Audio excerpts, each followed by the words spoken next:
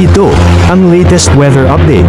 Alamin ang pinakasariwang ulat panahon ngayon dito sa Information TV Educational Channel. Makikita po natin patuloy pa rin yung pag-iral ng southwest monsoon o habagat, partikular nga dito sa may kanlurang bahagi ng Luzon na makararanas at patuloy na makararanas ng maulap na kalangitan at magdadala pa rin ng mga malalakas hanggang malalakas sa mga pag-ulan, yung area ng Ilocos Region, Bataan, Zambales at gayon din ang bahagi ng Cordillera. Ang nilalabing bahagi ng Luzon, makararanas naman ng maulap na kalangitan na may mga kalat-kalat na mga pag-ulan, pagkidlat, pagkulog.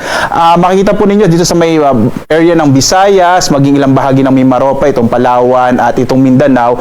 Generally fair weather pero posible pa rin yung mga thunderstorms sa hapon hanggang sa gabi. Wala tayong minomonitor na low pressure area sa loob ng Philippine Area of Responsibility, bagamat nandyan pa rin po yung una, no, yung bagyong si Komay, no, na pinangalanan po nating Emong na nasa loob ng Philippine Area of Responsibility. Nandyan pa rin po siya at nakikita po natin posibleng patuloy itong kikilos pa sa may area po pakanluran patungo sa may bahagi ng China.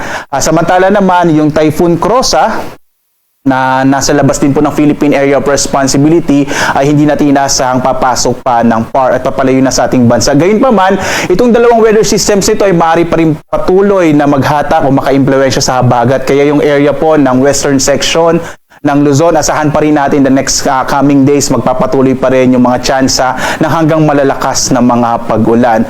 Samantala, wala tayong minomonitor na low pressure area nga po sa loob ng Philippine Area of Responsibility.